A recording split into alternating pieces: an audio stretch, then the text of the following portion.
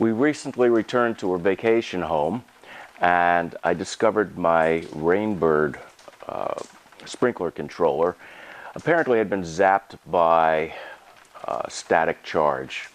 I assume it was the same static charge that zapped my subwoofer, so I wasn't happy.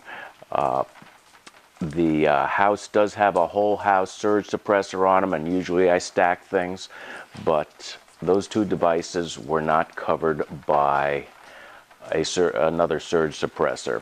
So just to show you some changes we made to the system, and we now have a system that can be controlled by Wi-Fi.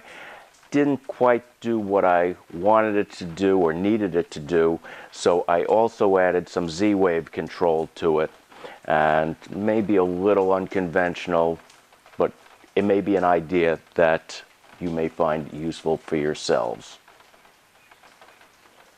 The Rainbird system now is modular, so you just pick the modules and the box that fit your needs, and it can be expanded accordingly, although that's not the main purpose of this.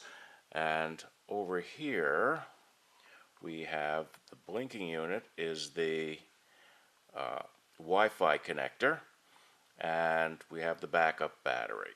So the Wi-Fi was extremely easy to connect, very simple, very quick, and the battery should keep the memory going when the power is down. And I'll be explaining more of that as we go along here. My purpose in this video was not to go through the app with you, but I figured I may as well at least show it. We can see here it is raining outside, and the app is telling you it's raining, so if you're out of town, you will know that. It shows you the sensor is working, and it has shut the system down. It also gives you the forecast. Through here, you can go through your programs, add watering times, check your calendar, and you can check your Wi-Fi, and you can do all sorts of control of your system. What you can't control with the app is whether or not the system will turn off. In other words, it will stay in the auto mode. You can delay watering by I think 10-15 days, but we had an issue where we might want to turn it off for the season and just leave it on as a seasonal system. With the battery, I was told we could do this. It's possible in the future they may add it to the app. It certainly would seem to be a simple enough and easy enough function to add. So just to keep it short and simple, that I think is all I'm going to cover with the app.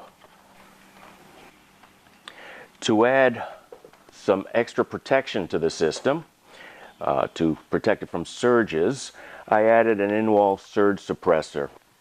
The things cost like 20 bucks. They're simple enough to install. They just install like a regular outlet, and that gives me an extra layer of protection. I didn't think it was needed with the other one, but because there was a 24-volt adapter plugged into it, I didn't think surges would bother devices with adapters like that, but boy, I was wrong. So now we have a surge suppressor in the wall, and we have a surge suppressor back at the box in the panel.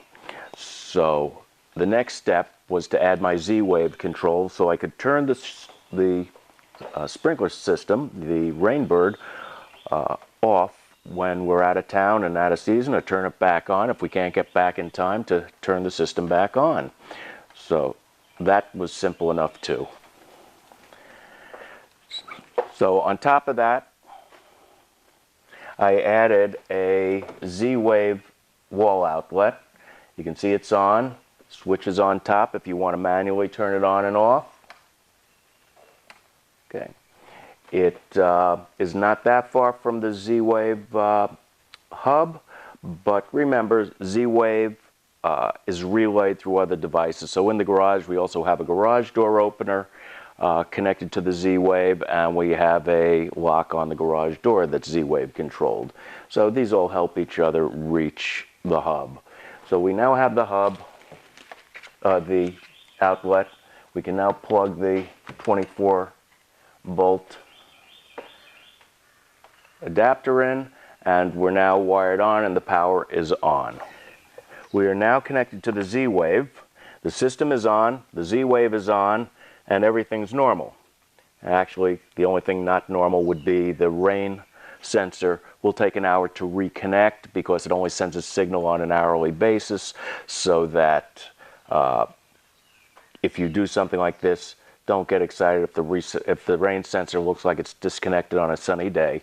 It simply needs the signal, which if you want to push it, you can push the bottom on the bottom of the rain sensor and get the signal going quicker. So now everything's on, and just to make sure everything's working, we go to our Z-Wave control on the phone, turn the thing off, and now it says no AC coming across the panel. I hope you can read that. Brings back the date. The memory should stay in memory because of the battery backup. I believe it also has a capacitor that keeps the charge going. And now we can turn it back on. And there we go. We're back online and everything is functioning. So if you need a little extra control of your system, this may be a way you can do it.